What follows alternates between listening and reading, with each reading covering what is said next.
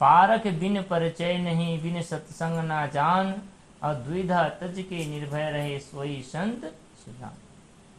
पारख बिन परिचय नहीं, बिना परख किए आत्म परिचय नहीं होता। पारख किसे कहते हैं? आपने सुना कि होगा पारख, जैसे हमारे संस्थान को क्या कहते हैं? पारख संस्थान, है ना। पारख का शुद्ध शब्द है वो परख है। जीव मात्र पारखी है, परख करता है, सही कि नहीं। जैसे आप माताएं हैं, साड़ी लेने जाती हैं तो सब साड़ी उठा लेते हैं क्या?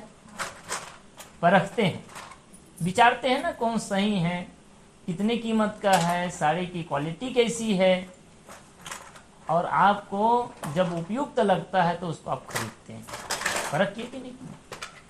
आप अपने जीवन में कोई भी आदमी हो, बिना किए परख के देता है क्या? मानता है क्या? चावल लेने जाएंगे, सब्जी लेने जाएंगे, अरे यहाँ तक लड़की लड़का देखने जाएंगे तो परखते हैं भाई। हालांकि धोखा खाते हो बात अलग, हर आदमी धोखा ही खाता, सही कि नहीं, बाद में पता चलता है, लेकिन वर्तमान के दृष्टि से वो परखता है। अपने अनुकूल देखते हैं लोग। बच्चों को स्कूल में भर्ती करते समय स्कूल को परखते हैं। तो आदमी सब जगह परख करता है, और आदमी नहीं, जीव जंतु भी परख करता है। देखिए, चींटी के सामने में आप कंकड़ रख दीजिए और शक्कर रख लीजिए, तो परख लेगा कि नहीं रखेगा? वो कंकड़ खाएगा कि शक्कर खाएगा?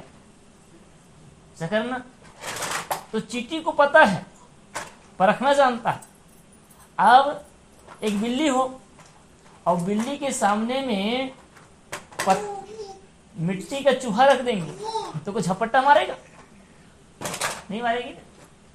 तो बिल्ली को पता है कि असली चूहा क्या है, नकली चूहा क्या है। आदमी को बस पता नहीं। आदमी व्यवहारिक दुनिया में तो परख करता है, लेकिन धार्मिक क्षेत्र में परख नहीं करता, आंख मूंद कर मान लेता है। एक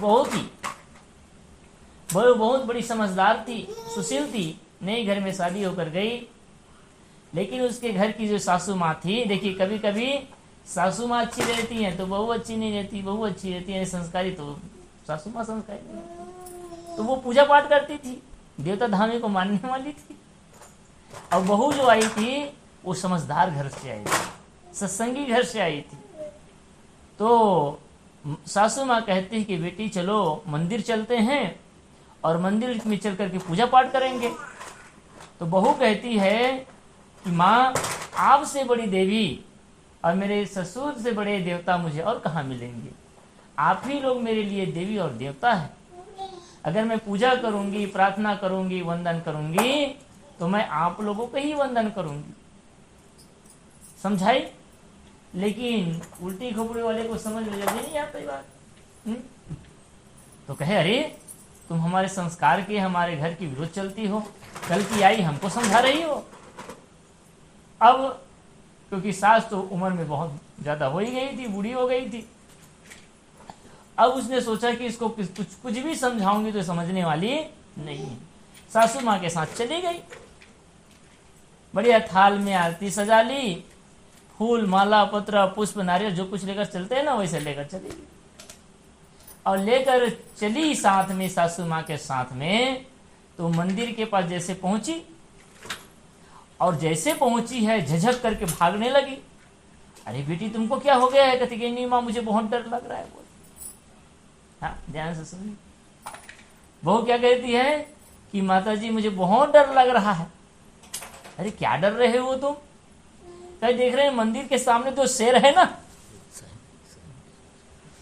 वो दो जो शेर है वो मुझे खा जाएगा, इसलिए मुझे बड़ा डर लग रहा है। क्योंकि मैंने सुना बस है, आज देख रही हूँ शेर लोगों को मारकर खा जाता है, इसलिए मैं पास में नहीं जाऊंगी, मंदिर में जाऊंगी तो शेर मुझे पकड़ कर खा जाएगा। सासू माँ कहती अरे पगली कुछ नहीं होगा, चलो चलो चलो मेरे साथ, मेरे सामने। कि नहीं माँ मुझे बहुत डर लग रहा है, देखो शेर जो खूंखार है, पंजा के ऊपर उठाया हुआ है, गुर्रा रहा है, मैं नहीं जाऊंगी। तो सासू माँ कहती है कि बेटी ये शेर कुछ नहीं करेगा, क्योंकि ये पत्थर का शेर है, पत्थर का शेर तुम्हें खाने के लिए नहीं आएगा।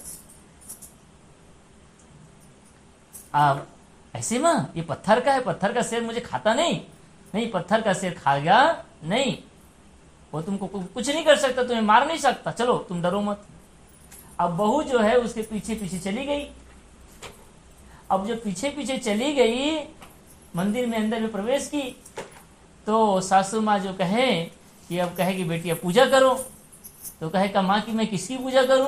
कहे देखो यहाँ पर भगवान है, इस भगवान की पूजा करो। तो उसने कहा कि माँ जब आपका पत्थर का शेर मुझे नहीं खा सकता, तो ये जो पत्थर का भगवान है ये मेरी पूजा करूंगा उसको स्वीकारेगा, और जब मैं भोग चढ़ाऊंगा उसको खाएगा? खाएगा क्या? नहीं खाएगा ना। जब पत्थर का शेर आपको खा नहीं सकता, आपको डरा नहीं सकता, तो पत्थर का भगवान भी आपको कुछ कर सकता नहीं है। सासू माँ का आंख खुल गई, समझ गई कि बहू मुझे क्या समझाना चाहती है।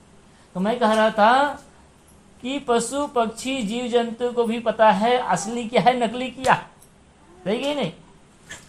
असली सांप और नकली सांप में जानवर भी जानता है। देखिए आपके घर में बिल्ली है और नकली चूहा बना लेना बढ़िया से बढ़िया, और कभी झपट्टा मारेगा? हाँ, किसको पता है? जानवर को भी पता है कि पत्थर क्या है, मूर्ति क्या है, असली और नकली में भेद पता।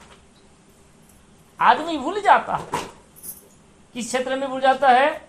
व्यवहारिक क्षेत्र में तो परख किया, असली सोना चांदी क्या है, असली नकली क्या है, इसको परख करता है, लेकिन धर्म क्षेत्र में पहुंच करके वो भूल जाता है, फिर परख नहीं करता। फिर जिस मूर्ति को उसने बनाया है, मंदिर कौन बनाता है? इंसान बनाता है। मूर्ति को कौन बनाता है? इंसान बनाता है। प्राण प्रतिष्ठा कौन करता है? इंसान को भगवान प्राण प्रतिष्ठा करने नहीं आता, चाहे कितना बड़ा मंदिर हो। उस मंदिर की मूर्ति को भी भगवान बनाता है, इंसान बनाता है, मंदिर को भी इंसान बनाता है, और प्राण प्रतिष्ठा करने वाले, मंत्र जाप करने वाला भी इंसान, और भोग लगाने वाला भी इंसान, और भोग को खाने वाला भी इंसान। कोई खाने आया क्या? आप रख दीजिए मंदिर में, वो सवेरे से शाम हो जाएगा, लेकिन उस भोग को खाने वाला कोई नहीं आता। देखिए अभी सावन का महीना चल रहा है, तो लोग बड़े भक्त, भगवान बड़े भक्त बन गए हैं, अपने माता पिता को एक लोटा पानी नहीं दे देंगे, है नहीं?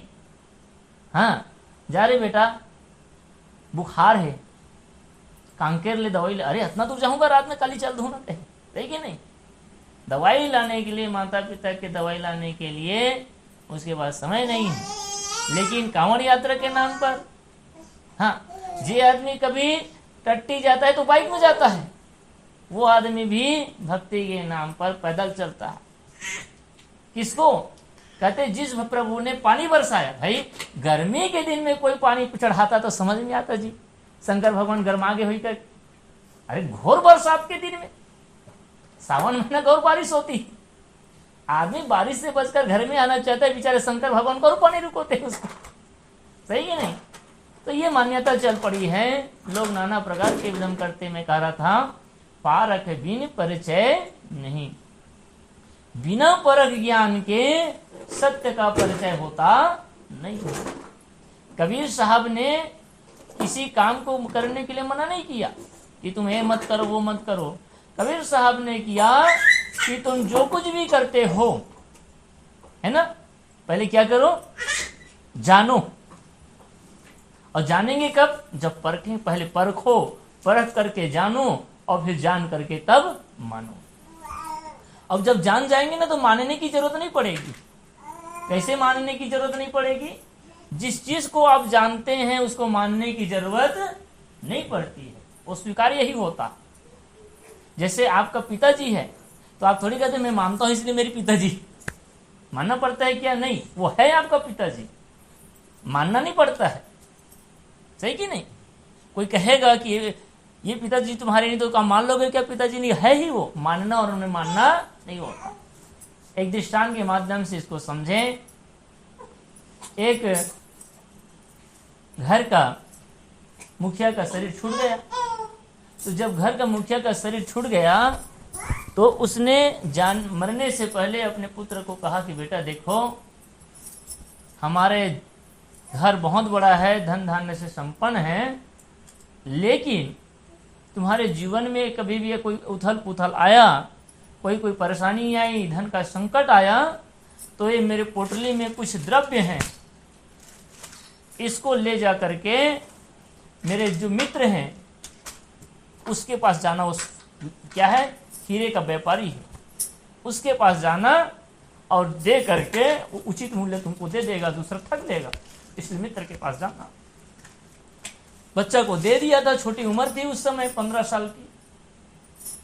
पिता का शरीर छूट गया और सच में संयोग ऐसा हुआ कि उसके धीरे धीरे करके कई लोग जमीन जायदाद को हड़प लिए और वो बेचारा कंगाल हो गया, कोई देखने वाला नहीं था, गरीब हो गए, लाले पड़ने लगे। तो एक दिन उसको याद आया कि मेरे पिताजी ने मुझे एक पोटली दी है। खोल करके देखा तो क्या था, चमकता हुआ पत्थर था, एक चमकता हुआ पत्थर था, कांच जैसे दिख रहा था। उसने सोचा कि इसको कहाँ ले जाऊं, तो याद आया कि एक चाचा जी हैं जो शहर में दुकान खोले हैं, जौहरी हैं, उसके पास ले जाना है। उसके पास ले गया और कहे कि मेरे पिताजी ने संसार छोड़ने से पहले बता कर गया है कि इसको आपके पास दे दूं और आप इसका उचित मूल्य दें। तो जो वो उसका मित्र था, मित्र का जो बेटा जो साथ में गया था, उसने कहा ठीक है बेटा, लेकिन मेरा एक काम करोगे? कहे क्या? कहे तुम्हें पैसा का जरूरत है? कहे हाँ पैसे की जरूरत है। इस जो द्रव्य लाए हो इसको तुम अपने पास रखो और मैं तुम्हें आज 1000 रुपए दे देता हूं तुम्हारे घर को चलाने के लिए, और तुम 6 महीना साल भर मेरे यहाँ नौकरी करो। वैसे भी तुम्हें जरूरत पड़ेगी, इसका मैं मूल्य दे दूंगा, और फिर साल भर के बाद में इस द्रव्य को लाना, पत्थर को लाना, फिर मैं इसका तुम्हें उचित मूल्य दूंगा। पहले तुम कुछ दिन धीरज रखो। वो लड़का मान गया, 1000 रुपए लेकर के घर चला गया और रोज प्रतिदिन 1 साल तक क्या किया, दुकान में आता था। अब दुकान में आएगा, किसके दुकान था जी? हीरे का दुकान था। जब हीरे का व्यापारी था, हीरे का दुकान था, तो रोज किसकी परख होगी? हीरे की। धीरे धीरे धीरे धीरे आते जाते वो हीरे की मूल्य भी समझने लगा और हीरे की सही हीरे की परख करने लगा, जान गया। तब तक वो खोलकर देखा ही नहीं था। जब साल भर पूरा हुआ तो उसने, सेठ जी ने कहा कि बेटा तुम जो पत्थर ले गए हो ना पोटली में, उसको अब लाओ। और गया लड़का, जब गया और ला करके जब सेठ के सामने में जब खोला तो लड़का दंग रह गया। अरे इतना कीमती हीरा है, इतना अनमोल, इसमें तो इतना संपत्ति खरीदा जा सकता है कि इस गांव को भी खरीद लूंगा। उस सेठ ने कहा कि बेटा मैं चाहता तो इसका कीमत कुछ भी देकर के तुम्हें विदा कर सकता था, लेकिन तुम्हारा पिता मेरा परम मित्र है, मैं तुम्हें धोखा नहीं दे सकता। लेकिन तुम हो, तुमको उस समय इस हीरे की कीमत पता नहीं, अब तुम बताओ इसकी कीमत क्या है। लड़का ने उसकी कीमत बताया कि इसका कीमत 1 करोड़ रुपए की है। उस जमाने की बात सोचिए, 1 करोड़ की हीरा है वो। और उस समय कब? जब वो परख कर लिया तो उसका मूल्य दूसरे को बताना पड़ेगा क्या? नहीं बताना। इसी प्रकार से हमारे जीवन में होता क्या है, जब सत्य को जान जाते हैं तो कंकड़ अपने आप छूट जाता है। इसलिए हम लोग क्या करते, मान लिए हैं। बहु बंधन से बांधिया एक बिचारा जीव, और केवल छूटे आपने कीरे छुड़ावे पीव। बहुत सारी मान्यताओं का बंधन हमने बांध लिया है, मानते चले गए, ये देवी, ये देवता, ये भूत, ये प्रेत, ये टोना, ये जादू। कबीर साहब ने कहा कि तुम जो कुछ भी करते हो उसको करने से पहले क्या करो, विचार करो। करहो विचार जो शब्द उपजाई, विचार करें। हम लोग विचार नहीं करते, मान लेते हैं। धर्म गुरु लोग जैसे कह दिए मान ली, पंडित जैसे कहे मान लिए, है ना। कभी विचार किए अंगूठी पहनने से क्या होगा, अमुक करने से क्या होगा? बस सुनते गए, मानते गए, हमने कभी विचार नहीं किया।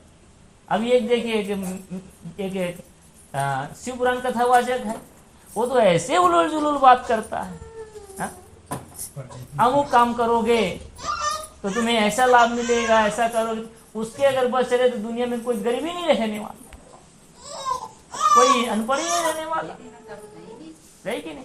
आदमी विचार नहीं करता।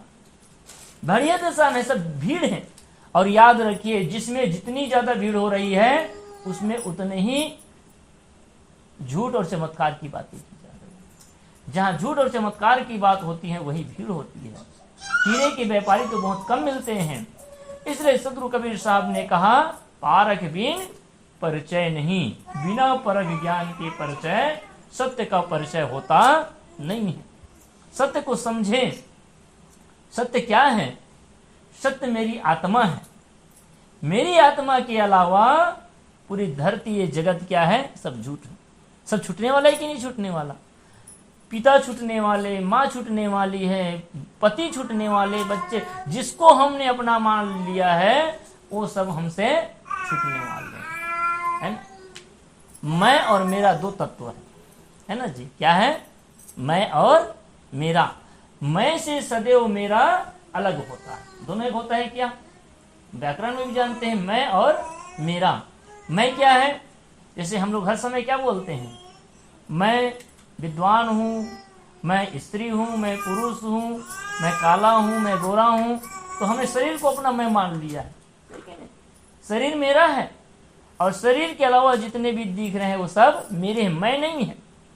मैं तत्व क्या है? तो जीव आत्मा जो है मैं है, और जीव आत्मा के अलावा जितने भी सब चीजें वो क्या है? वो मेरा मिला हुआ है। और जो मिली हुई चीज सदैव छूट जाती। छूटेगी नहीं छूटेगी? छोड़ना चाहे न छोड़ना चाहे छूटेगा। ये घर छूटने वाला है। जो बीच में मिला है वो बीच में छूटता। शरीर का एक नियम बताऊं, जैसे हमारे शरीर में ना ये मुख में दो चीज है। क्या चीज है? एक जीभ और दूसरा दांत। क्या है? दांत। जीव जन्म के साथ आता है और जन्म के साथ ही मृत्यु के साथ ही चला जाता है, क्योंकि साथ में आया है वो, सही कि नहीं? लेकिन दांत, देखिए बच्चे के दांत अभी नहीं आया होगा, नहीं आया ना? ठीक, अब इसका आ गया धीरे धीरे। हाँ, तो दांत कब आया? जन्म के बाद दांत आया। अगर उम्र रही, बूढ़े तक बुढ़ापा तक रहे, तो बुढ़ापा आते आते धीरे धीरे दांत टूट जाते। बाद में आया और पहले चले गए। जो आता है वो चला जाता है। जवानी आएगी तो जवानी ढल गया, बुढ़ापा आया तो ढल गया। जो आया है वो जाएगा। एक नियम है जीवन प्रकृति का। ये शरीर हम लोगों ने पाया, इस शरीर को छोड़ेंगे। अब इस घर में आए तो इस घर से जाना है, जाएंगे कि नहीं? अरे ऐसे नहीं जाएंगे तो समय आएगा तो संसार से जाएंगे, किसी न किसी भांति से जाएंगे। यहाँ कोई न रहने आया जगत में, सराय है मुसाफिर खाना। ये सराय है, मुसाफिर खाना है, यहाँ कोई रहने आया नहीं है। इसलिए हम सबको क्या करना चाहिए? अपने आत्मा का बोध प्राप्त करें। जो स्व का बोध जान जाता है, अपने आप को समझ जाता है, जान जाता है, वो कहीं भटकता नहीं है। कहीं भटकने की जरूरत नहीं है। दुनिया में कोई ऐसी शक्ति नहीं है जो आपके पापों को काट दे। और एक सूत्र सदैव अपनाइए, लेकर चले, वो क्या है? प्रकृति में क्षमा नाम की कोई चीज नहीं। आप अगर ये सोचते हैं कि मैं कुछ भी करूं और पूजा करके मैं अगर पाप से बच जाऊं, तो आप बचने वाले नहीं हैं। अगर आग में हाथ डालेंगे तो हाथ जलेगा ही जलेगा। चाहे कितनों भी पूजा करिए, आग की जलन आपको खत्म होने वाली नहीं है। कोई जहर खाएगा तो जहर के प्रकोप से कोई बच सकता नहीं। कोई लहसुन प्याज खाए और उसकी दुर्गंधी की डकार ना आए, ऐसा हो सकता है क्या? नहीं हो सकता। अर्थात हम जो भी कुछ करते हैं उसका फल हमको मिलता है, क्षमा होती नहीं। प्रकृति में क्षमा नाम की चीज नहीं है। इसलिए कबीर साहब ने एक सिद्धांत दिया, कबीर कमाई आपनी निष्फल कभी न जाए, और बोया पेड़ बबूल का तो आम कहां से खाए। ये कबीर पंथ का सबसे बड़ा सूत्र है। कबीर साहब और कबीर पंथ ये नहीं कहता कि तुम जीवन में कुछ भी करते रहो, गंगा स्नान कर लो, नर्मदा स्नान कर लो, तुम्हारा पाप कट जाएगा। तो भगवान का नाम जप कर लो, तुम्हारा पाप कट जाएगा। तुम कुछ भी करते रहो और अमुक भगवान की पूजा कर लो, तुम्हारा पाप कट जाएगा। नहीं, कबीर साहब ने कहा कर्म कमाई आपने निष्फल कभी न जाए। और ये कबीर साहब का ही सिद्धांत नहीं है, रामायण में भी यही बात लिखी है। क्या लिखी है? कर्म प्रधान विश्व रचि राखा, और जो जस करई तस फल चाखा। लिखा है कि नहीं लिखा? अब यह तो गोस्वामी जी की बात गलत है। अगर पूजा करने से पाप कट गया तो गोस्वामी जी की बात गलत हो गई कि नहीं हो गई? कौन सी बात सही होगा जी? गोस्वामी जी की बात सही लग रही है कि वो आजकल के पंडित लोग कहते हो बात सही है। कर्म प्रधान, जैसा तुम्हारा कर्म की प्रधानता है, जैसा तुम्हारा कर्म होगा, अगर तुम अपने माता पिता के सास ससुर की सेवा किए हो तो तुम्हें भी वो लौट कर मिलेगा। तुम दूसरों को दुख दोगे, तुम दूसरों को तकलीफ दोगे, तुम दूसरों को सताने का काम करोगे, तुम दूसरों को परेशान करोगे, तो तुम्हें भी एक दिन लौट करके वो मिलेगा। क्योंकि प्रकृति गोल है, कर्म लौट करके मिलता है। कर्म प्रधान विश्व रचि राखा, जो जैसा करेगा वैसे ही मिलेगा वो। निषाद राज्य को समझाते हुए लक्ष्मण जी ने उसी रामायण में कहा, क्या कहा? न काहू कोई सुख दुख कर दाता, और निज कृत कर्म भोगसुन भ्राता। हे भाता, हे भाई, तुम सुनो कि इस संसार में कोई किसी को सुख और दुख देता नहीं। न भगवान सुख देता है, न शैतान आपको दुख देता है। कोई किसी को सुख और दुख नहीं देता। न काहू कोई सुख दुख कर दाता, सुख का देने वाला, दुख का देने वाला कोई दाता इस संसार में नहीं है। तो मिलता कहते हैं निज कृत कर्म, खुद का किया हुआ कर्म आदमी को सुखी और दुखी बनाता है। हम सबको क्या करना चाहिए? अगर सुख चाहते हैं तो सुख पाने वाला काम करिए। आप सब किसान हैं, सही कि नहीं? बहुत स्थूल रूप में आप समझ सकते हैं। अभी आप अपने खेत में सरना का धान लगाए हैं, रोपा लगा कर आए हैं, तो बासमती का चावल रोएंगे? ऐसे मानता है? अरे सरना ही मिलने वाला है। अगर ये चिमटी धान लगाए हैं, हाँ, तो 108 मिलने वाला है, 110 मिलने वाला है। जो धान आपने लगाया है वही धान मिलने वाला है। आपने धान लगाया है और आपको गेहूं मिल जाए, आपने धान लगाया है और आपको सरसों मिल जाए, आपने धान लगाया है और आपको चना मिल जाए, ऐसा होता है क्या? नहीं। आप सबको पता है, प्रत्यक्ष उदाहरण है ना। आप सबने अपने खेत में जो बीज डाला है वही बीज फल आपको मिलने वाला है। इससे सुंदर सटीक उदाहरण क्या हो सकता है? हो सकता है क्या? और ऐसा तो नहीं है कि आपने खेत में कौन सा रात धान लगा दिया, महामाया धान लगाकर आ गए, ठीक है ही नहीं? और महामाया धान लगा करके आ गए और यहाँ बैठ करके आप पूजा करने लगे सावन महीना भर, हे शंकर भगवान, हे शंकर भगवान। क्या करना है? ये चिमटी धान हो जाती है, इसे चिमटी धान हो पाएगा?